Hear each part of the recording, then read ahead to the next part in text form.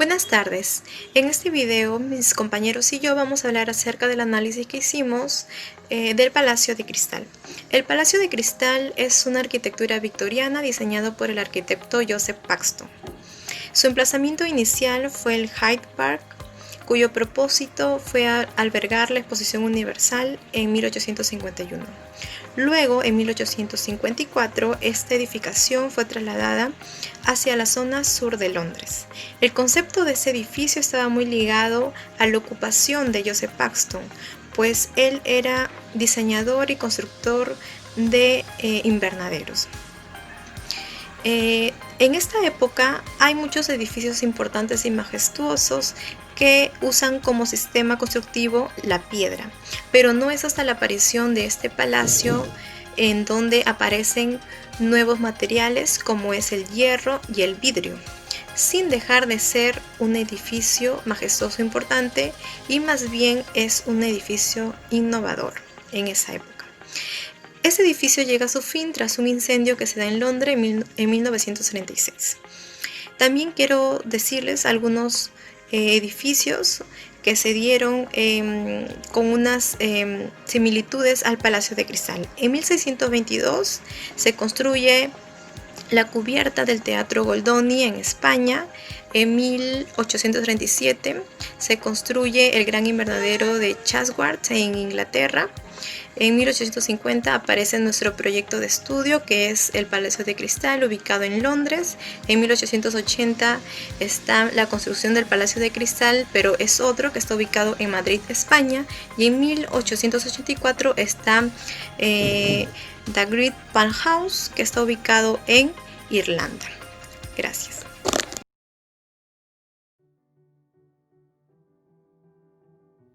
Análisis de accesibilidad a la edificación.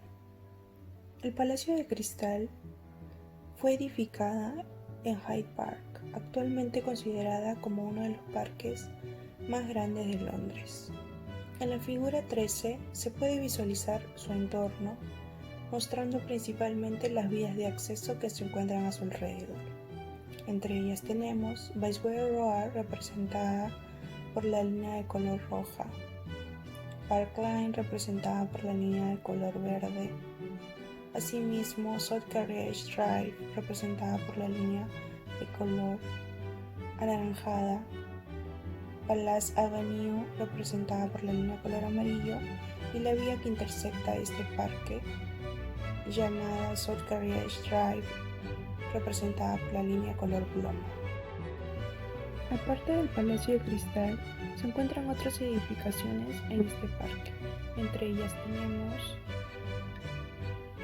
Mosaico Árbol de los Reformadores, mostrado en la figura 14. La Galería Serpentine Sackler, mostrada en la figura 15. Royal Human Society, mostrada en la figura 16. Finalmente, el Monumento de la Princesa Diana, mostrada en la figura 17. Conclusiones. Uno de los materiales utilizados para esta edificación fue el vidrio, en el cual posibilitaba ver a través de él. Sin embargo, por los rayos del sol, uno veía su propio reflejo, en el cual se mantenía en el interior como un misterio. La estructura de gran liviandad provocaba un espacio como luminoso, más elevado, en el cual la vista era casi ilimitada.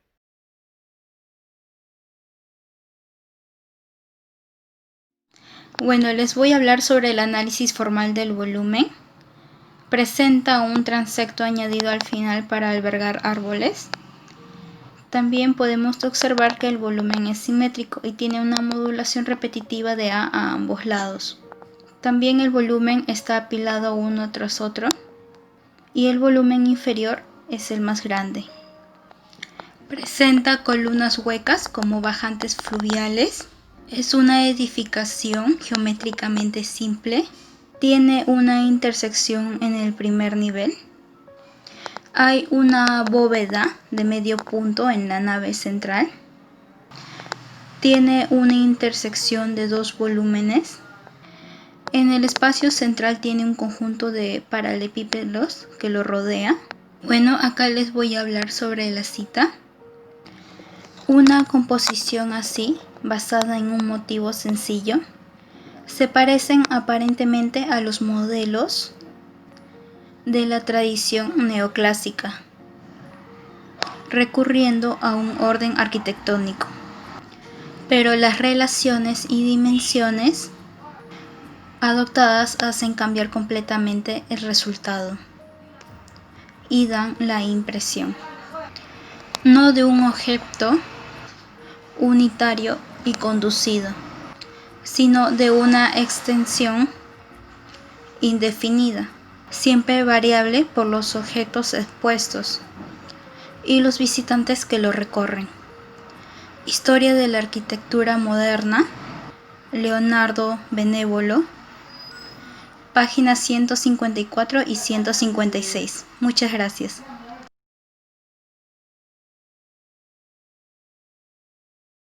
Observamos en esta lámina el espacio en su interior tiene una circulación continua y sin interrupciones, con un gran pasillo central que actúa a modo de eje principal, albergando a ambos lados los distintos bienes de la exposición, ¿no? Por ejemplo, aquí tenemos imágenes. La primera es de las escaleras que se encuentran ubicadas en la planta de color rojo, que son las circulaciones verticales. La segunda imagen es una exposición que es parte de la sección India. Y la tercera es una exposición mostrando los diferentes tipos de minerales y platas que se pueden observar ahí. Se ubica una fila de pasillos secundarios paralelos al pasillo principal, ¿no? Con la finalidad de que el recorrido a las diferentes galerías o exposiciones sea más fluido, captando así la atención de los visitantes, al igual que las otras que se encontraban ubicadas en el eje principal. Esta segunda planta tiene 4 pasillos que componen toda la circulación, ¿no? Estos se conectan con el primer y segundo nivel, ¿no? Porque se tiene una doble altura al lado opuesto de las galerías. Ahora, según el libro de la historia de la arquitectura moderna de Leonardo Benévolo, se dice que el módulo fundamental de 8 pies se repite a lo largo 230 veces. Y hay que tener en cuenta que al principio no se había previsto la bóveda superior y el edificio, por tanto, no poseía un centro óptico, presentándose como un tren de longitud indefinida. Respecto a esta lámina, acerca de la circulación externa, el palacio está situado al lado sur del Hyde Park, por donde se puede acceder por sus diferentes circulaciones onduladas, y siendo así el pasadizo el eje central que conecta la fuente con el ingreso hacia el edificio, siendo ese pasadizo el más destacado para los visitantes. Posteriormente a ello, el palacio fue trasladado a Sydenham, al sur de Londres, y permaneció allí hasta su destrucción por un incendio.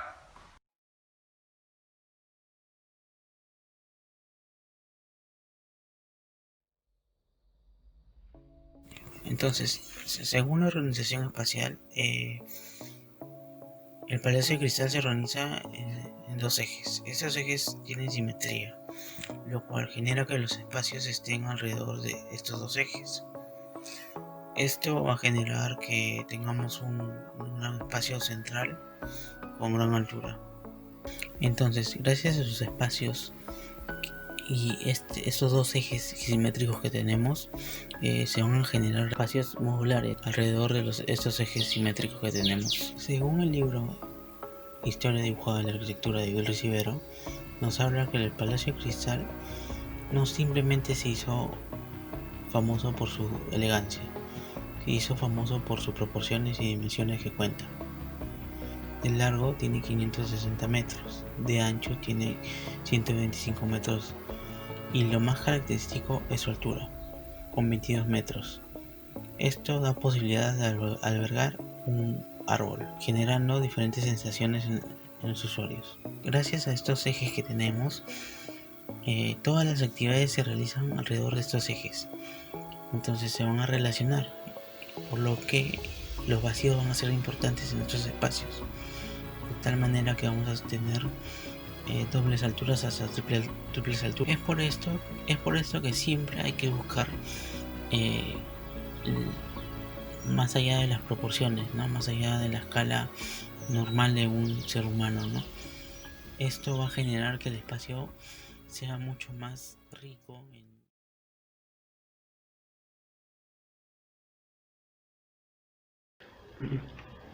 Análisis estructural.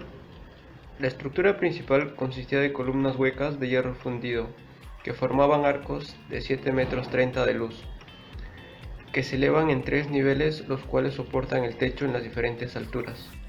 Y no solamente soportan el techo, sino también, al ser huecas en el interior, servían como tuberías para transmitir el agua de la lluvia desde la parte superior a la parte inferior del palacio. Y en total se utilizaron 3.300 columnas en todo el edificio. Estas columnas se unen mediante vigas, las cuales son de hierro fundido y de hierro forjado, siendo todas del mismo peralte, lo cual hace que se conserve la horizontalidad del edificio. Así también, estas vigas son muy similares, lo cual genera una especie de celosía, evitando esas grandes masas sólidas y generando que el proyecto sea más ligero y más permeable. Por otra parte, en la parte inferior de la columna se colocaron piezas base, las cuales sirven como cimiento para su verticalidad. También presentan en la parte superior un alveolo, el cual sirve de encaje entre la columna y la base. Estas bases se desarrollan sobre una plataforma horizontal, la cual refuerza la porción vertical. El techo del palacio está apoyado sobre vigas superiores y estas a su vez sobre las columnas huecas. Sobre las vigas se colocaron canaletas o canalotes de Paxson, las cuales están curvadas o dobladas hacia arriba y en el interior presentan una ranura que forma una canaleta. La forma del techo es plana, pero está formada por una serie de crestas y surcos, la cual la pendiente es pequeña y estas crestas están sostenidas por unas barras de guillotina, las cuales se inclinan hacia las vigas superiores. La ventaja de la forma de este techo es la facilidad que brinda para el escape del agua de la lluvia, pasando a través de la superficie del techo, las barras de guillotina, las canaletas de Paxson y a través de las columnas huecas, para llegar hasta la parte inferior del edificio. La cubierta de techo es de vidrio, las cuales se fijan a las barras de guillotina, y estas presentan unas ranuras las cuales permiten su encaje. Según Peter Berlin, en su libro The Crystal Palace, considera al techo del palacio como un gran sistema de redes que se desarrollaba en todo lo largo del edificio, y la cual servía para regar campos cultivables mediante un sistema de surcos.